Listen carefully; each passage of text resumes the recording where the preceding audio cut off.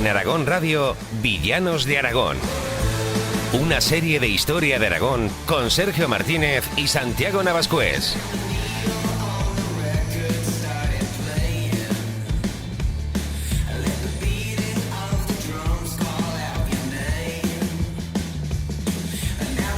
El Tribunal de la Santa Inquisición, establecido por los reyes católicos en sus dominios, estuvo presente durante siglos hasta su abolición definitiva ya bien avanzado el siglo XIX. En el caso aragonés fue incluso utilizado como una medida por parte de la monarquía para saltarse, en no pocas ocasiones, los fueros y privilegios con la excusa de estar fomentando la purificación de la fe católica. Lo que nos lleva en este quinto episodio del programa a ahondar en su historia, en algunos de sus procesos más importantes y a sus figuras clave a lo largo del tiempo, especialmente el inquisidor Pedro Arbués. Soy Sergio Martínez, en la técnica está Diego Pardos y te invito a acompañarnos a conocer a los villanos de Aragón en Aragón Radio.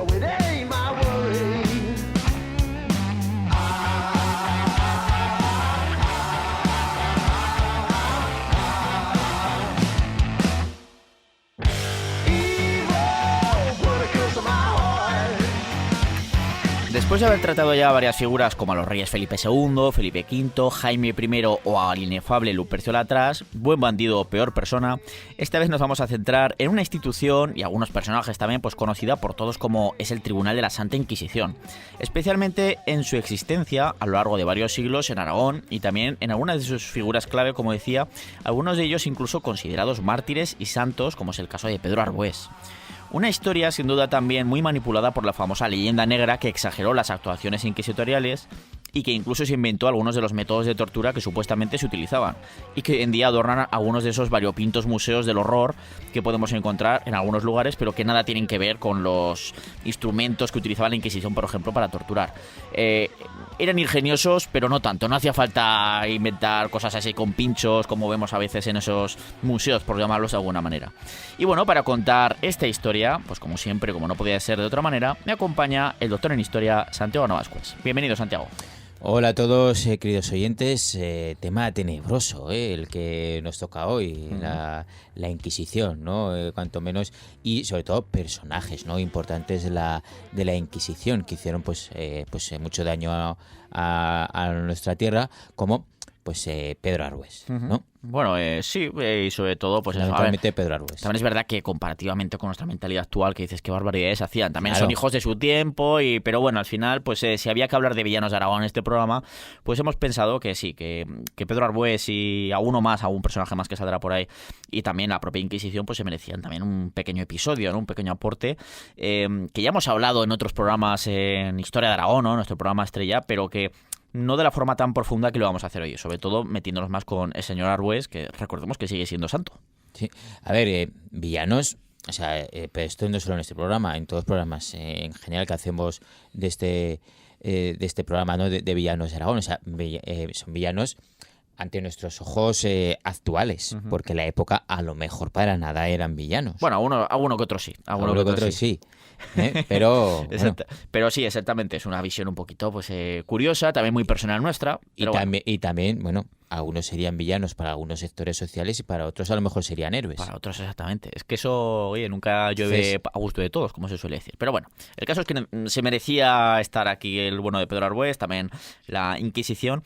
Y para iniciar este periplo histórico hay que tener en cuenta que se podría decir que existieron a lo largo del tiempo dos Inquisiciones en los reinos hispánicos.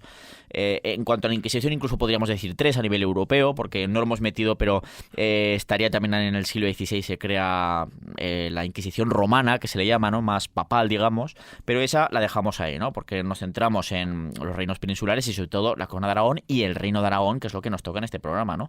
Y bueno, nos quedamos en esas dos inquisiciones, ¿no? Muy diferentes entre sí, que vamos a relatar un poquito, y que desde luego tuvieron una incidencia, una y otra, muy, muy diferente. En primer lugar, a ver, la palabra Inquisición, que viene del latín inquisitio, significa averiguación o investigación en su sentido más amplio, ¿no?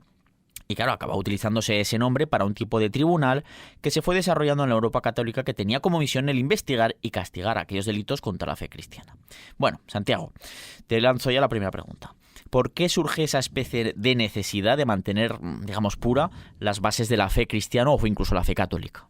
Bueno, esto entra dentro pues del propio proceso, ¿no?, de desarrollo de la religión cristiana, que es tremendamente largo, complejo, y que tuvo y sigue teniendo pues hoy en día múltiples visiones y ramificaciones. O sea, hay que imaginarnos, ¿no?, pues que todavía más en los primeros siglos de la cristiandad, pues es una religión que acaba surgiendo del judaísmo, de la cual pues también aparecen múltiples visiones sobre la propia concepción de Dios y del Mesías Jesucristo, ¿no?, de la forma en la que se debe hacer expandir sus enseñanzas, etcétera, ¿no? Claro. Sobre todo la figura de Jesús. Sí, que si era hombre, que si era Dios, que si era una cosa y otra, que si se convierte en Dios solo cuando expira en la cruz. Pues hay discusiones de todo tipo y todo pelaje. Eso siempre ha sido muy controvertido. Es que, bueno, lo del misterio de la Trinidad... Aparte de eso, ya es otra cosa, ya vamos. Es algo, pues, difícil de explicar, ¿no? Sí, y, más allá... de hacer digerible, pero a cualquiera, ¿no? Más allá de la propia fe, porque al final la explicación Claro. que se da, esto es cuestión de fe, ¿no? Es dogma de fe y hay que creérselo. Si tú crees en lo que el dogma de la Iglesia Católica, pues viene de serie, digamos, ¿no? Pero sí que es verdad que muchas cosas se intentan explicar de forma racional a lo largo de muchos siglos de la filosofía cristiana, etcétera, pero hay cosas como la Santísima Trinidad que no se ha llegado del todo a intentar, al menos de forma, en plan, te lo compro, ¿no? Digamos, pero bueno. Casi todas las herejías, o sea, históricamente, lo que han hecho es cuestionar este principio de la Trinidad, ¿no? Ese dogma de la Santísima Trinidad. Sí. Casi todas, ¿no? Alguna no, pero... Herejías según la visión ya más global de lo que es la Iglesia Católica, la Iglesia universal, ¿no? Pero es lo más común, ¿no? Entonces, bueno, se discute absolutamente todo sobre la religión, ¿no?, en estos primeros años. Incluso siglos, ¿no? Incluso siglos, sí. Aparecen, pues, diferentes patriarcados importantes, pues siendo uno de ellos el patriarcados u obispados, ¿no? Siendo uno de ellos el de Roma, ¿no? Pero pues también están pues otros pues como los de Antioquía o Alejandría, ¿no?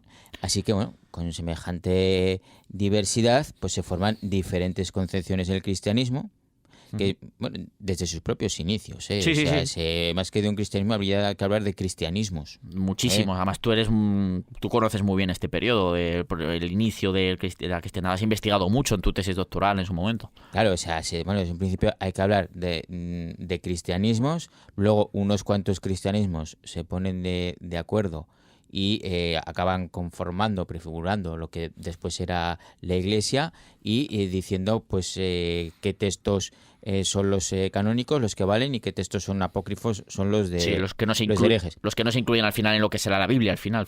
Es que son los escritos de los demás cristianismos. O sea, los que no son canon, digamos, ¿no? Como se suele hablar en el mundo del cómic y todo eso. O sea, solo valen los escritos de estos grupos que se pusieron de acuerdo y conformaron lo que es la Iglesia. O sea, bueno, entonces, bueno, siempre ha existido, ¿no? Pues muchos cristianismos, y algunas pues herejías pues acaban desapareciendo y otras pues se perviven o se van transformando pues en unos procesos que pues en muchos casos duran siglos, ¿no? Sí. Y aquí es, bueno, pues donde hacemos un salto en el tiempo para llegar ya a la plena Edad Media, y en la que en líneas generales pues hay a partir del siglo XI dos grandes bloques que dividen a la cristiandad europea. Por un lado está el catolicismo, liderado por los papas de Roma y por los ortodoxos, y cuya principal figura pues es el patriarca de Constantinopla, que es la actual Estambul. Sí, está el papa de Roma y luego el patriarca de Constantinopla, Estambul, ¿no? Digo, bueno, Constantinopla, claro, que es el, podríamos decir, líder, no igual de la misma manera quizás que el pontífice máximo de Roma, ¿no? Pero podríamos decir que es el máximo líder religioso en la Iglesia ortodoxa, que se acaba diferenciando hacia el año 1000 del catolicismo, ¿no? Hay una escisión ya total ahí. Claro, eso es por un lado el catolicismo, con sede en Roma, y por otro lado los ortodoxos con sede pues en Constantinopla, que es la actual Estambul. Entonces, bueno, a partir del siglo X y sobre todo del XI, pues la influencia y el poder, ya no solo religioso, sino también político temporal, como se llamaba, de los papas de Roma, pues crece en gran medida por buena parte del continente. ¿Eh? Es la época dorada de la Iglesia, digamos. O sea, se llega a pelear incluso por las armas quién debía ser la supuesta cabeza o líder de la cristiandad. Si el poder temporal, como el emperador del Sacro Imperio Romano Germánico, a la cabeza, o tenía que dirigir la cristiandad el Papa como líder del poder espiritual que emanaba directamente de Dios, al ser el Papa el sucesor de San Pedro, ¿no? Esto se le conoce como la querella de las investiduras. Sí, que es una movida esto tremenda que se produce entre los siglos más o menos 11, 12, no sé si llega al 13, bueno, sobre todo siglos 11 y 12, y que incluso se utilizó, pues eso, como decías, la fuerza de las armas para imponer una u otra visión. Ahí me recuerdo al emperador Federico Barbarroja, famoso ¿no? Que incluso llega a invadir la península itálica en un momento, lucha contra los papas, nombra a su propio papa, antipapas, bueno, unas movidas ahí tremendas. Spoiler, gana la Iglesia. Gana la Iglesia esta discusión. Sí. Pero vamos, es que es un proceso que creo que en algún programa hemos comentado, ¿no? Ahora mismo no recuerdo bien, pero por ejemplo, lo que es la Iglesia como Estado, podríamos decir, los estados pontificios que luego duran muchísimos siglos y que luego al final ha derivado simplemente en lo que es la actual Ciudad del Vaticano. Claro, es que eso se empieza a crear realmente en época más o menos de Carlomagno, el rey y luego emperador de los francos, ¿no? Que salen a ayuda de la Iglesia y acaban creándose lo que son los estados pontificios como tal en el centro de la península itálica, con Roma a la cabeza. Y es a partir de entonces cuando empieza a crecer poco a poco más su poder, el poder del papado, etcétera, y empieza ya a extenderse, y sobre todo esto se produce, como decías, a partir de los siglos X, XI y XII. Claro.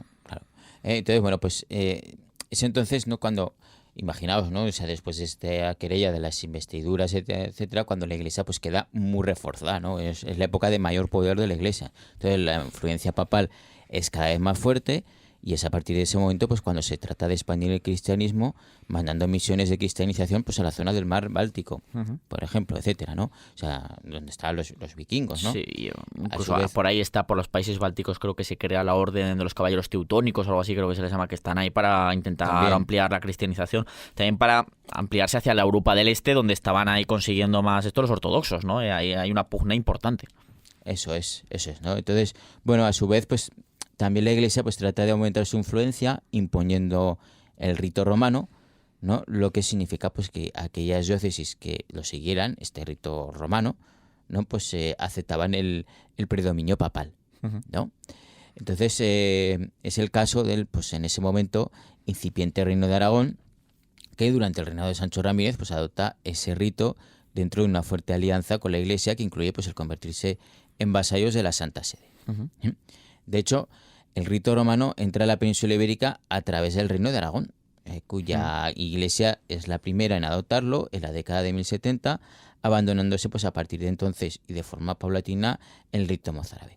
Aquí hace falta una explicación, ¿no? ¿Qué es esto del rito romano? Pues el rito que se practicaba en la iglesia de Roma, porque por otro lado tenemos el rito ortodoxo, o aquí en España teníamos también el rito mozárabe. Sí, que venía de la época del reino de los visigodos, por ejemplo. Eso es, el rito mozárabe es el que practicaban los cristianos que vivían en Al-Ándalus, que quedaron aislados del resto de la cristiandad y que por eso, bueno, pues no hacían el rito de Roma, hacían su propio rito. Pero no solo se mantenía en los cristianos del Andaluz, sino que también lo practicaban esos reinos núcleos cristianos del norte de la península. Claro. Eso es lo que iba a decir, que luego cuando se formaron los reinos cristianos en el norte de la península, el rito que hacían era el mozárabe. Claro, que aquí la importancia no era en plan de qué forma hacías la misa, etcétera, ni muchísimo menos. La importancia es que si al final acabas claudicando y acabas adoptando el rito que quiere imponer Roma, el papado romano, pues eso ya significa además que la Iglesia romana es la que empieza ya a controlar más las diferentes diócesis europeas. Eso es lo importante, ¿no?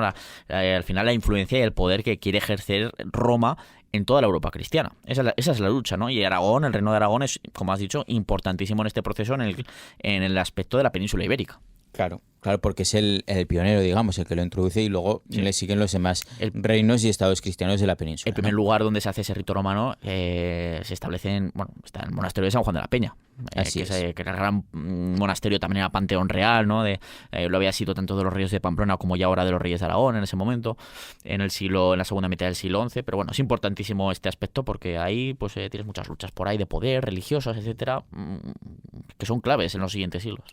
Claro, entonces, como vemos, pues por una razón o por otra, la Iglesia está viviendo pues uno de sus grandes momentos, su época dorada de mayor poder, y esto hace que su cúpula de gobierno, ¿no? La cúpula de gobierno de la Iglesia, pues viva cada vez más con una mayor opulencia, lo que para muchos cristianos está alejado del verdadero mensaje de Cristo, que habla de igualdad, de pobreza, etcétera, ¿no? Entonces, con el paso del tiempo, se fueron creando corrientes críticas y nuevas visiones de ver y vivir la fe cristiana, que en algunos casos pues tuvieron un amplio seguimiento, ¿no? Seguimiento y recorrido. Claro, y ¿no? claro, cuando una doctrina crítica con la cabeza de la Iglesia se hacía fuerte, claro, era vista obviamente como una amenaza al poder de la Roma papal, por ese proceso de expansión del que estábamos hablando hace un momento, ¿no? Y claro, ¿cómo acaban siendo declarados estos otros movimientos críticos con Roma?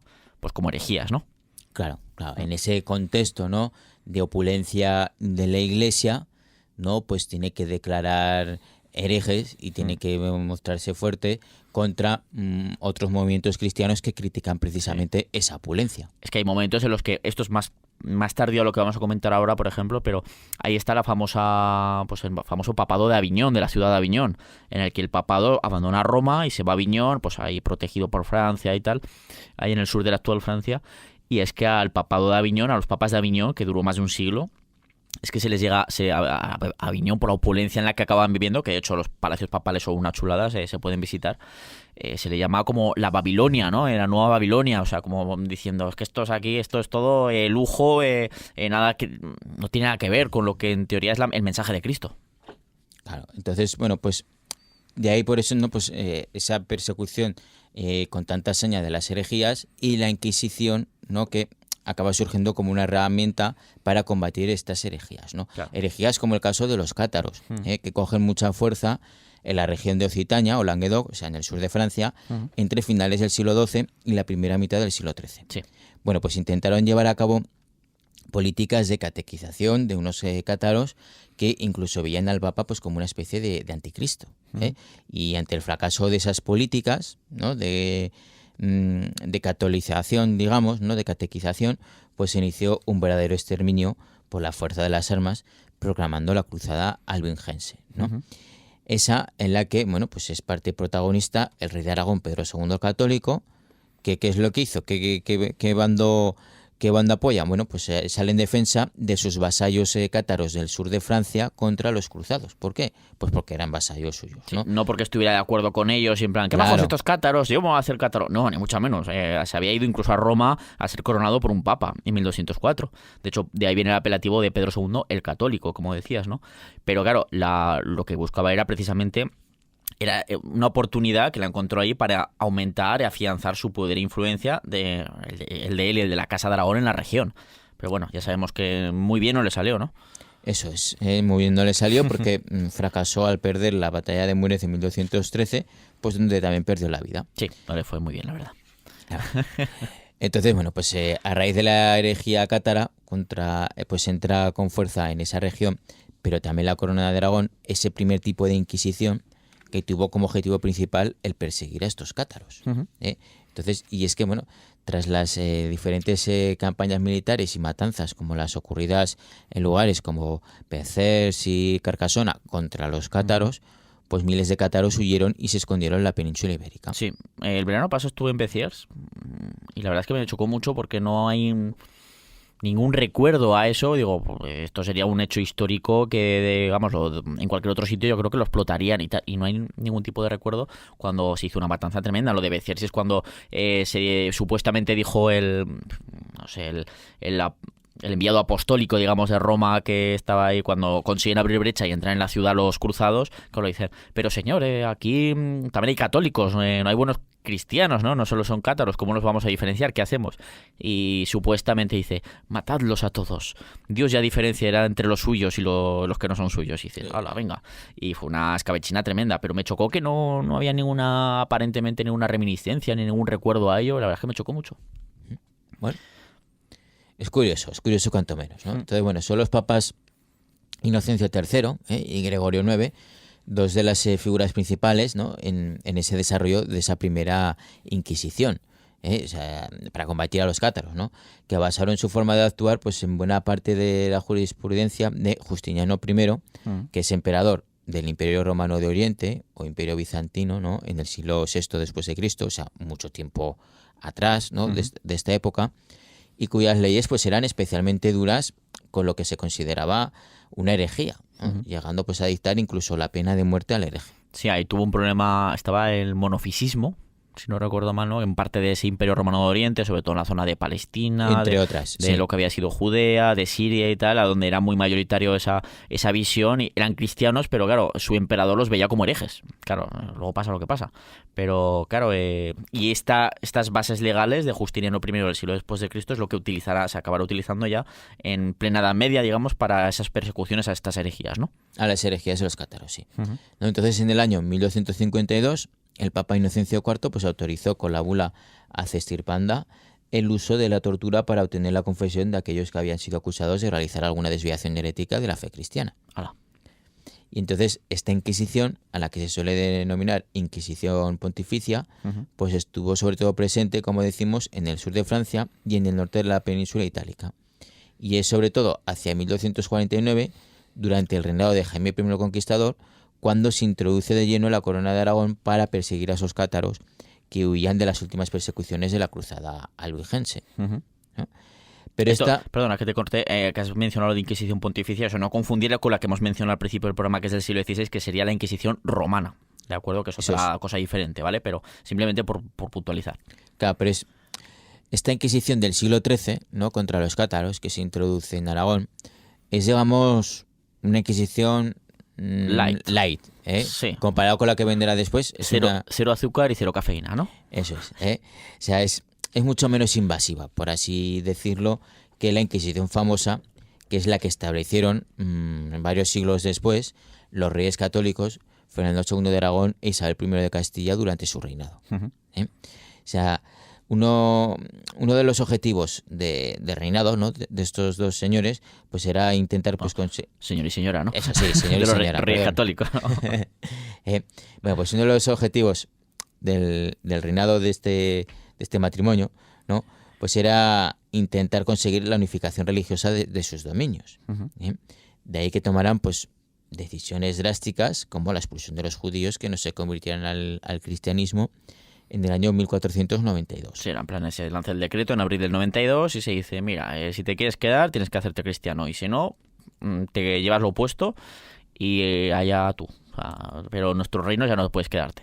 Lo más importante, te llevas lo opuesto, dejas aquí todo. Claro, tus casas, tus propiedades, la mayor parte de tu dinero, absolutamente. La gente lo mal vendía por 4 perras para poder llevarse algo metálico y poder intentar emprender una nueva vida en otro lugar, porque claro, imagínate.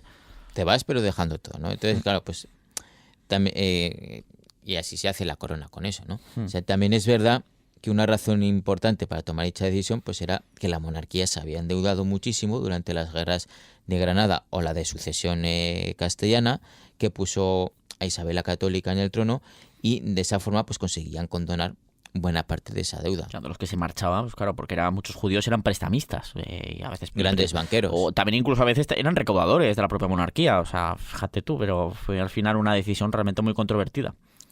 También termina en ese mismo año de 1492 de conquistar, después de 10 años de guerra, el reino de Granada, o sea, que es el último territorio andalusí que quedaba.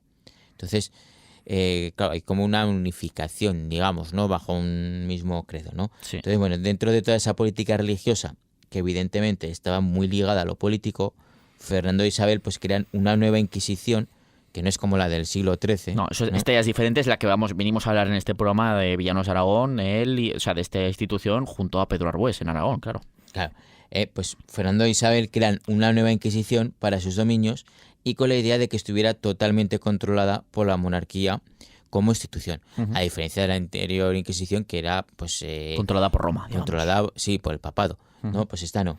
Entonces, bueno, en un principio la mayor preocupación, ¿no? de los reyes católicos era la persecución de los cada vez más numerosos judíos que se convertían al cristianismo, pero de los que se dudaba pues de si su conversión pues era sincera, o por el contrario si seguían pues judaizando en secreto en sus casas. Lo cual era considerado herético, ¿no? Una herejía. Claro, es que eran falsos cristianos, digamos, ¿no? Y es que, bueno, la tan manida percepción de la España de las tres culturas que conviven, pues es en realidad una patraña. ¿no? Como mucho coexisten, aunque es verdad, bueno, pues que dan una riqueza cultural y artística tremenda, ¿no? Por supuesto. Sí. Coexisten en algunas épocas mejor que en otras. Sí, desde luego. Que cuando van las cosas bien, todo va bien. Pero cuando van las cosas mal...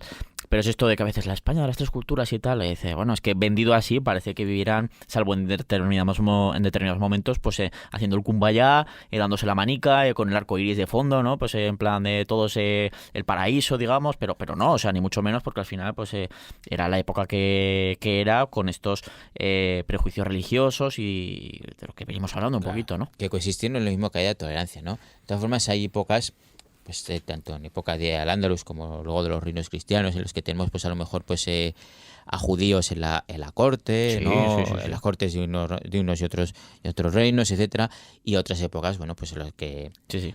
lo pasan pues bastante mal, ¿no? Es que en cuanto asomaba una situación de crisis económica, o sequías, o malas cosechas, o hambrunas, o brotes de peste, que además muchas veces se juntaba todo, se acababa juntando todo, pues claro, muy pronto aparecían esos asaltos a las juderías, porque claro, se culpabilizaba a estos de todos los males, de todo lo que ocurría, ¿no?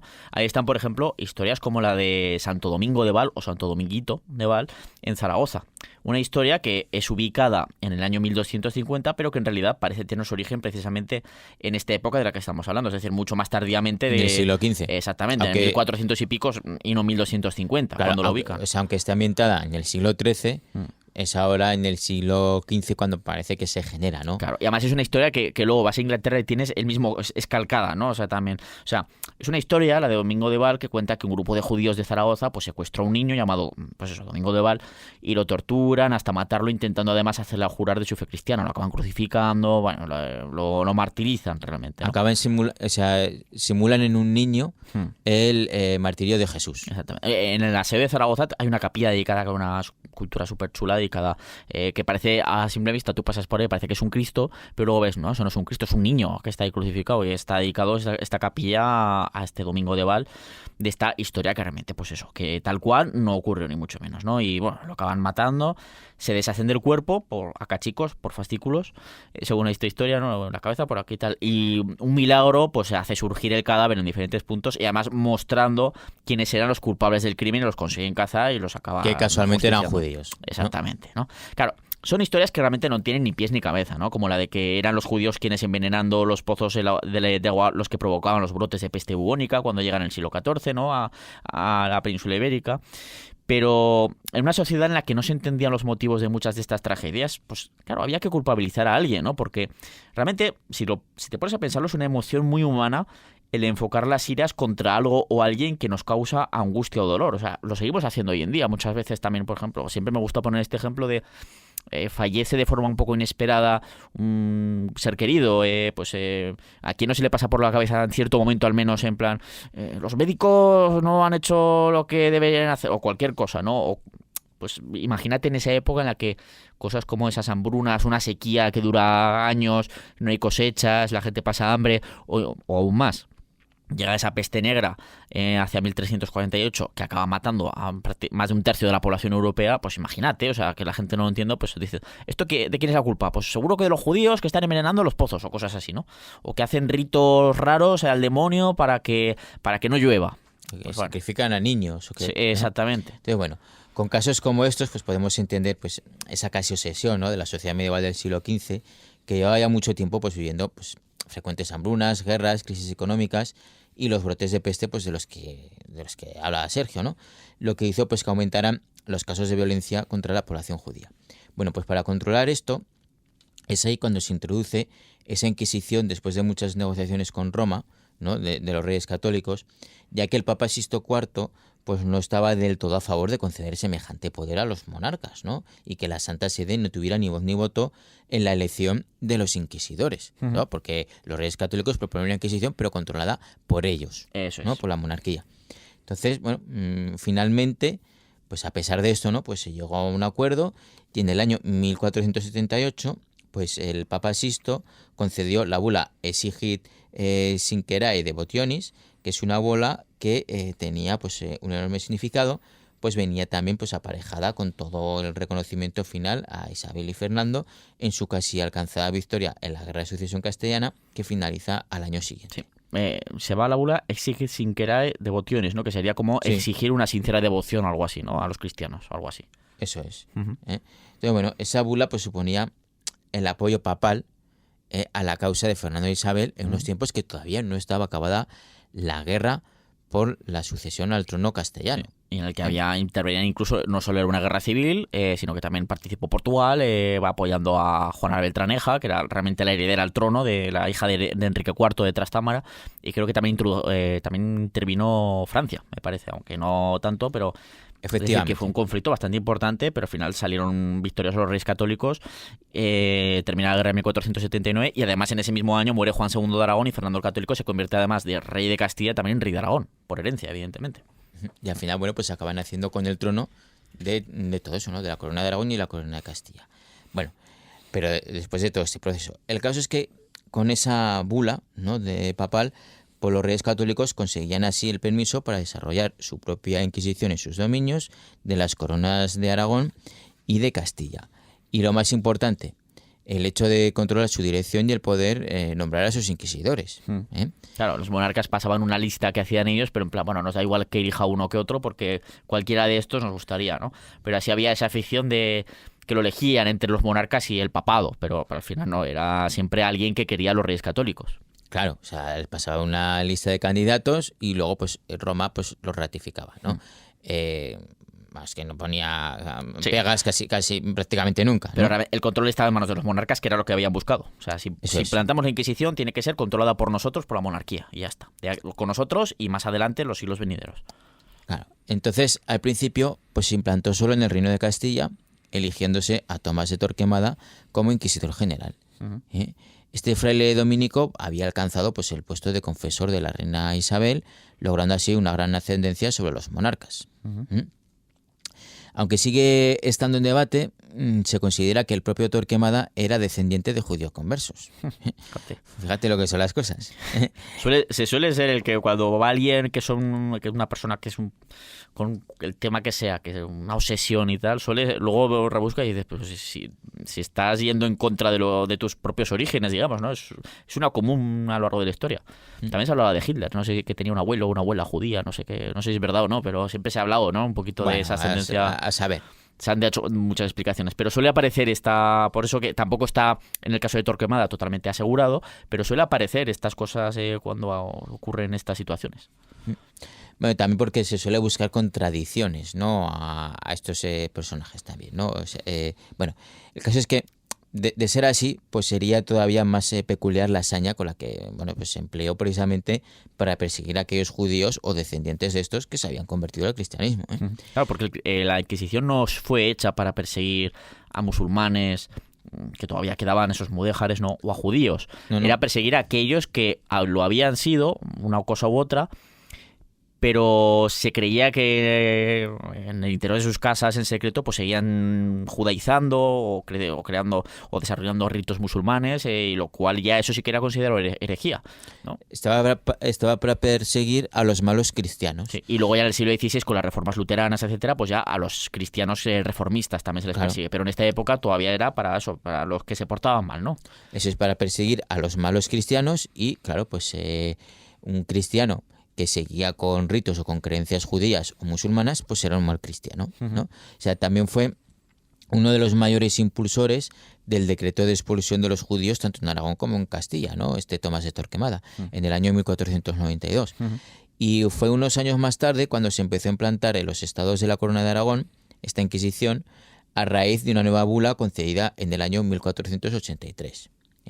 En un primer momento también se nombró a Torquemada como inquisidor general, pero para facilitar la administración, pues este acabaría eligiendo el 4 de mayo de 1484 a Pedro Arbués y a Pedro Gaspar Juglar como los inquisidores del Reino de Aragón. ¿Y qué sabemos de Pedro Gaspar Juglar? Porque bueno, a veces desaparece el nombre, pero tampoco no es tan conocido como Pedro Arbués, claro. Bueno, pues de Pedro Gaspar Juglar la verdad es que poquita cosa, ¿no? O sea, es un hombre paja, es un hombre que nos ha llegado y poco más, ¿no? O sea, lo cierto es que no se conoce mucho más allá pues de que era un fraile dominico como Torquemada y se piensa que nació en la actual Andalucía. Sí, sobre todo por el apellido, ¿verdad? Por el origen del apellido dicen, bueno, podría ser, pero no tiene por qué ser así. Sí, bueno, se intuye, ¿no? Además, bueno, si la elección fue el 4 de mayo de 1484, pues Gaspar falleció a los pocos meses, ¿no? En enero de 1485, corriéndose el rumor de que pues había sido envenenado por una conjura de los conversos aragoneses. Los conversos eran los judíos Que se habían- obligados a convertirse al cristianismo. Bueno, en esa época todavía no, porque la obligación es en 1492, Sí, pero cierto. es verdad que había gente pues que para ir más tranquila o incluso había gente para que tenía poder y riqueza, decía, mira, que quiero, ya que tengo esta riqueza, porque soy comerciante, soy prestamista, pues quiero tener más influencia, pues se acaban convirtiendo al cristianismo, ¿no? Por tener una vida más fácil, incluso por medrar en política. Sí, bueno, pues que acusan pues eso, a los conversos, a los judíos convertidos al cristianismo, de envenenar a este señor, ¿no? Entonces su muerte pues hizo que ese mismo mes de enero de 1485 Pedro Arbués tomara posesión en solitario del cargo de inquisidor general del Reino de Aragón. Y no sabemos si realmente Gaspar Juglar fue asesinado, pero sí que es cierto que la Corona de Aragón, y especialmente en el Reino Aragonés y en el Principado de Cataluña, hubo una importante oposición a la implantación de ese Tribunal de la Inquisición de los Reyes Católicos desde varios sectores. Uno de ellos era, obviamente, el de aquellas familias judio-conversas que temían, no sin razón, la vigilancia permanente inquisitorial e incluso la amenaza de denuncias que, al ser anónimas, podían ser perfectamente falsas. Sí, sí.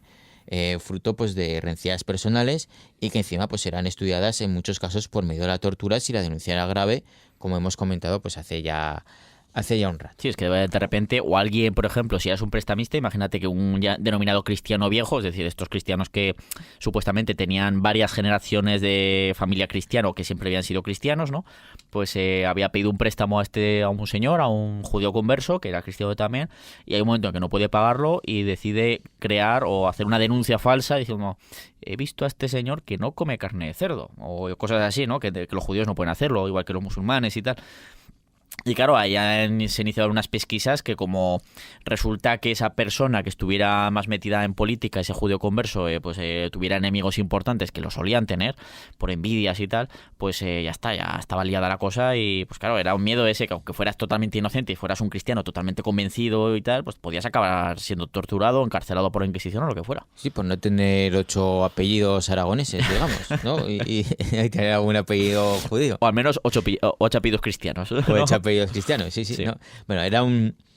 Entonces, bueno, este Pedro Arbués, ¿no? Pues era un agostino nacido en el año 1441 en la localidad zaragozana de Épila y se cree que estudió filosofía en la Universidad Sertoriana de Huesca para después marcharse a uno de los centros universitarios más antiguos y con mayor prestigio de Europa, como era la Universidad de Bolonia, donde llegó pues a ser catedrático de filosofía moral entre los años 1471 y 1474, año en que regresa a la Corona de Aragón para ser ordenado sacerdote y recibir un nombramiento importantísimo, como era el de canónigo del Aseo de Zaragoza. Es decir, que no era un piernas. No, desde luego que iba medrando y tal, y bueno, pues que iba subiendo en el escalafón eclesiástico, digamos, en la Corona de Aragón, ya cuando regresa de tierras italianas. Claro, era un personaje importante, ¿no?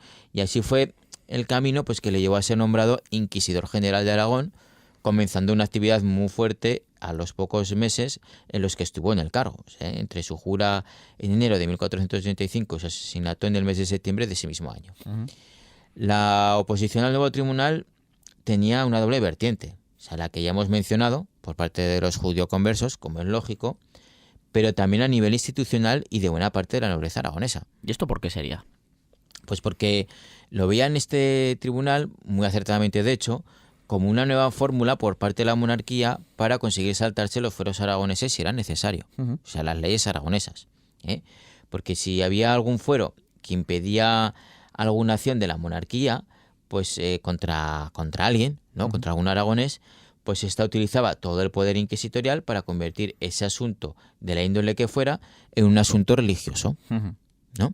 Entonces, bueno, y como ya sabéis, bueno, pues el caso más pragmático, más evidente fue el de Antonio Pérez. Paradigmático, ¿no? Paradigmático, sí, perdón. Que era, bueno, pues el Antonio Pérez, esto, pues tiempo después, ¿no?, de los Reyes Católicos. Sí, ya a finales del siglo XVI. Eso es. Bueno, pues Antonio Pérez era el secretario del rey Felipe I de Aragón, Felipe II en Castilla, que consiguió huir de su encarcelamiento y como tenía ascendencia aragonesa, se acogió al privilegio de manifestación en el Reino de Aragón, lo cual le libraba de caer en manos de la justicia real porque un aragonés no podía ser juzgado en Aragón por delitos cometidos fuera de Aragón. En este ¿no? caso en Castilla. En este caso en Castilla, ¿no?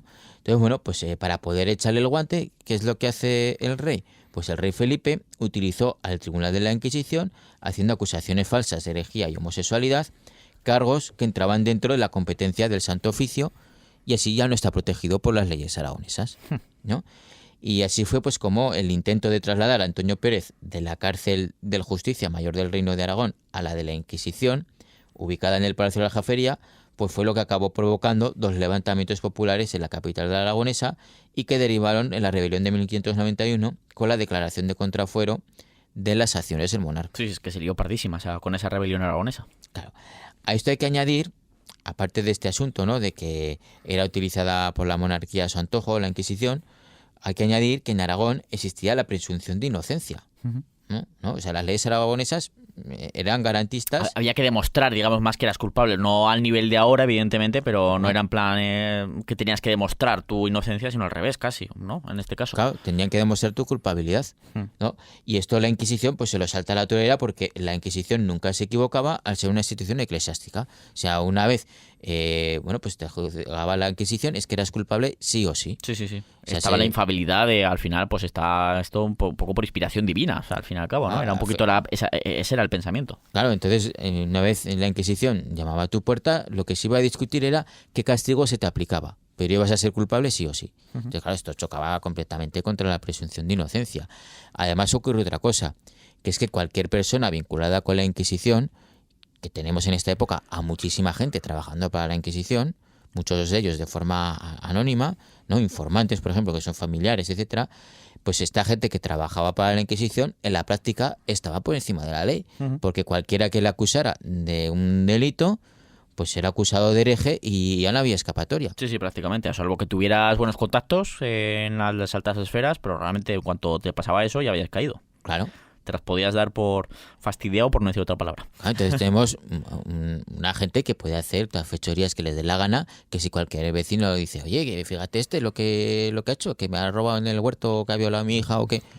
la acusan de hereje y ya está. El caso es que, como decíamos, la oposición a la implantación de la Inquisición, pues eso, fue muy fuerte en el Reino de Aragón y, claro, las propias instituciones como la Diputación del Reino, claro, elevan quejas a Fernando II el Católico, pero la verdad es que sin demasiado éxito. De ella que un grupo de judeoconversos decidieran, o esto es lo que se dijo, ¿no?, evidentemente, decidieran desarrollar un complot para asesinar pues a la cabeza visible del Santo Oficio en Aragón, que era precisamente Pedro Arbués. De hecho, sufrió hasta 3 intentos de asesinato, ¿no?, saliendo de los 2 primeros indemne, pero no fue así en el que sufrió la noche del 14 al 15 de septiembre ya del año 1485, ¿no?, cuando ya hacía, pues desde el mes de enero, pues ya era inquisidor general, ya había jurado el cargo, etcétera. Mientras aquella noche rezaba arrodillado ante el altar mayor de la ciudad de Zaragoza, es que es esto casi muy peliculero, ¿no?, casi en plan, pues ahí con nocturnidad, con alevosía. Pues bueno, según las investigaciones, lo que luego nos relata más tarde Jerónimo Zurita, este cronista ya de finales del siglo XVI, pues entran 8 personas en aseo, ¿no?, en la Catedral del Salvador, consiguieron entrar en la Catedral zaragozana y lo acuchillan, lo matan acuchillándole lo hieren acuchillando en el cuello para evitar así la cota de malla que ellos sabían que llevaba Pedro Arbués, ¿no?, que el sacerdote llevaba bajo el hábito. Porque claro, ya había sufrido 2 intentos de asesinato, pues este señor debajo del hábito pues llevaba ya una cota de malla, ¿no? Pues ahí estaba rezando, pues le atacan en el cuello. Lo hiere, los atacantes consiguen huir mientras, pues con el jaleo organizado que habían, los gritos, etcétera, pues ya varios canónigos acuden, encuentran a Pedro Arbués agonizante, quien al final pues muere 2 días después, el 17 de septiembre de 1485. Y claro, aquí ya se han cumplido el objetivo que tenían, pero aquí se lía pardísimo. Sí, porque los conjurados, o sea, lo que logran es el efecto totalmente contrario al que deseaban. Y es que la noticia del asesinato de un inquisidor, mientras rezaba en mitad de la noche en Solo Santo, y no en un lugar cualquiera, sino en el templo de Estado de la monarquía aragonesa, donde los reyes juraban los fueros y habían sido coronados durante siglos, pues supuso un impacto tremendo en la opinión pública, ¿no? Claro. Y entonces aquí la propaganda oficial aprovechó para decir, ¿veis cómo es necesaria la Inquisición? Fernando el Católico lo supo utilizar muy bien en su favor, claro, muchísimo. ¿Veis cómo es necesaria la Inquisición, que los judíos son un peligro? Entonces, bueno, pues... los judíos no, los judioconversos. Los judioconversos, eso es. Entonces, bueno, pues suscitaron el horror y la indignación en muchos sectores que hasta entonces estaban en contra de la introducción de la Inquisición, y el asesinato fue utilizado por la monarquía pues precisamente para hacer ver la necesidad de la existencia del Santo Oficio ante las maquinaciones que perpetraban los judeoconversos. Y por eso, por esta época también, pues se fabrica un poco pues esa historia de Santo Dominguito de Val, ¿no? También, o sea, es para justificar esta Inquisición, ¿no? Al final se acaba desatando después del asesinato pues una feroz represión, y tras una investigación pues se detuvo y procesó a varios de los supuestos criminales, ¿no? Tanto que hubieran participado directamente o que fueran pues un poquito pues participantes de ello, ¿no? Según el cronista que hemos mencionado hace un momento, Jerónimo Zurita, es que por poner un ejemplo de lo que se hizo, ¿no? A uno de los asesinos le cortaron las manos, las clavaron en la puerta de la Diputación del Reino, que estaba justo al lado del aseo de Zaragoza en su momento, pero se destruyó durante el segundo sitio de Zaragoza en 1809, para después este hombre, después de haberle dejado doblemente manco, ¿no? Pues fue arrastrado hasta la plaza del Mercado, donde actualmente está la plaza, bueno, el Mercado Central de Zaragoza, y ahí fue públicamente decapitado y descuartizado. O sea, se utilizaba la saña, ¿no? Y bueno, pues además también provocó, pues claro, toda esta situación provocó una merma también en la influencia en la administración del reino que habían logrado algunas familias poderosas de judeoconversos, ¿no? Especialmente comerciantes, pues claro, como que se les ya empieza a mirar mal, y hay persecuciones incluso contra gente que probablemente no tuvo absolutamente nada que ver con el asesinato de Pedro Arbués, pero bueno, pues al final siempre pagan justos por pecadores. Entonces, bueno, pues después de esto se utilizó, ¿no?, como propaganda oficial durante siglos. Entonces se mandó construir un gran mausoleo para enterrar a Pedro Arbués en la aseo de Zaragoza y mostrarle públicamente como un mártir de la fe. Entonces acabaría siendo beatificado por el Papa Alejandro VII el 17 de abril del año 1662, y al final fue canonizado por Pío IX en 1867. Es decir, se le considera un santo a este tipo, a este villano, Pedro Arbués. El hijo de su tiempo, al fin y al cabo, pero que era un tipo que ordenaba pues matar y torturar a malos cristianos. Pero para salvar sus almas. En fin, pero claro, hemos hablado del caso de Zaragoza, de la gran oposición que hubo y que se cristalizó pues con el asesinato de Pedro Arbués, ¿no?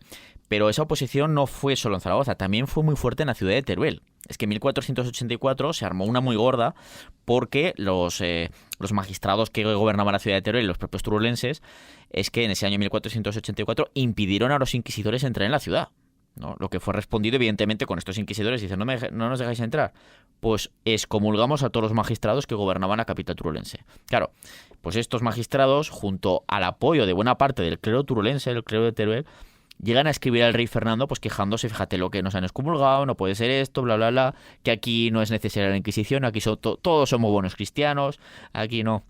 Pues incluso esta protesta llega a tener el apoyo de la Diputación del Reino de Aragón, por eso que mencionabas antes, por el tema de ese miedo también que había en la nobleza y en otros estamentos de que la Inquisición fuera utilizada, como así fue, pues como un arma política por parte de la monarquía para saltarse los foros, etcétera, ¿no? Y bueno, pues ahí se lió muy porda, ¿no? Sí, bueno, lo que pasa es que la contestación del monarca fue llevar tropas castellanas a las fronteras con Aragón, amenazando pues con hacer su entrada si seguían prohibiendo a los inquisidores establecer el Santo Oficio allí. Sí, y ahí ya te lo dijeron, venga, venid para acá los inquisidores que os dejamos, porque si no aquí se va a armar la de San Quintín. Claro, entonces desde entonces la Inquisición pues se convirtió en un arma de índole política en Aragón, especialmente a lo largo del siglo XVI y en adelante hasta su abolición definitiva el 17 de julio de 1834. Que no hace tanto realmente, ¿eh? O sea, bueno, a ver, que ha pasado ya nos acercamos al segundo centenario, poco a poco, de la abolición definitiva. Hubo algunas aboliciones durante, pues con José Bonaparte, etcétera, pero que realmente es que el último ejecutado por la Inquisición en España no fue, entre comillas, hace tanto, realmente, fue en el siglo XIX ya. Sí. Pero bueno. Entonces, bueno, fueron miles los casos juzgados, no solo en Aragón, durante los más de 3 siglos de existencia, aunque no siempre acababan en los famosos autos de fe y en las ejecuciones. También se establecían penas menores, pero que sus efectos pues eran tremendamente graves, pues señalaban de por vida a los acusados y a sus familiares, y en la práctica pues eran tratados socialmente como apestados. O sea, en definitiva, la Inquisición en el caso Aragones fue, como venimos diciendo, utilizada no solo por motivos puramente religiosos, sino también políticos, como un arma de la monarquía para favorecer sus intereses, saltándose con ella los fueros. Y es que, de hecho, esta institución fue realmente la única común a todos los estados que acompañaban la monarquía hispánica, hasta que a principios del siglo XVIII el rey Felipe V de Borbón impuso los decretos de nueva planta, haciendo que los territorios de la Corona de Aragón pues comenzaran a gobernarse por las leyes e instituciones de Castilla. Eso es, y bueno, por ello, y más allá del obvio con sus repercusiones sociales, las torturas y las ejecuciones, que por supuesto también se hacían en el resto de Europa, esto no ocurría solo aquí, evidentemente, pues bueno, incluyendo la Europa protestante, pues Aragón salió doblemente perjudicada por su implantación. Sí, estas torturas que, bueno, no hay que pensar en todos esos artilugios que vemos muchas veces en museos, que eso es más propio, más una propia invención de la historiografía del siglo XIX, ¿no? Que, bueno, pues en época del romanticismo, que hay un gusto por lo terrorífico, etcétera, etcétera, que la época, ¿no? O sea, no tenían todos esos sistemas tan sofisticados de tortura. No les hacía falta para causar dolor, ni muchísimo menos. No, con unos principios básicos, pues y muy sencillitos, pues valía, ¿no? Fundamentalmente el ahogamiento. Sí, y luego también lo de colgar con los brazos puestos hacia atrás y te colgaban y te acaban descoyuntando prácticamente. Eso es. Bueno, pues hasta aquí este episodio dedicado pues a Pedro Arbués, a la Inquisición, a Gaspar Juglar, bueno, aunque de este hombre hemos hablado poquito porque poco se sabe, ¿no? Pero de algunas de esas figuras que fueron tan importantes para la implantación de este tribunal y lo que se utilizó sobre todo como arma política, que bueno, pues evidentemente para Aragón precisamente en su escalafón político y foral y legislativo, pues no le fue precisamente bien la Inquisición, como hemos ido viendo. Así que nada, nos quedamos hasta aquí, Santiago, nos escuchamos ya en el próximo episodio de Villanos de Aragón, así que nos vemos la próxima semana. Hasta la próxima. Y bueno, pues si ya sabéis que si os habéis perdido algún episodio de este programa, lo podéis escuchar siempre que queráis, lo más fácil de todos en podcast, y lo encontraréis en aragonradio.es, Aragón Cultura, historiaaragón.com y las plataformas de podcasting de siempre que son iVoox, Spotify y Apple Podcasts. Dejadnos vuestra opinión, vuestros comentarios, suscribíos a nuestros canales para que siempre os salga la notificación de que hay un nuevo programa cada fin de semana y así no os perdéis ninguno de nuestros episodios. En la técnica hemos tenido a Diego Pardos y te esperamos en el próximo programa para conocer a los villanos de Aragón en Aragón Radio.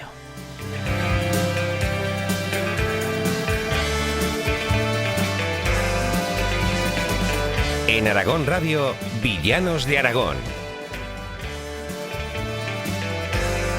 Una serie de historia de Aragón con Sergio Martínez y Santiago Navascués.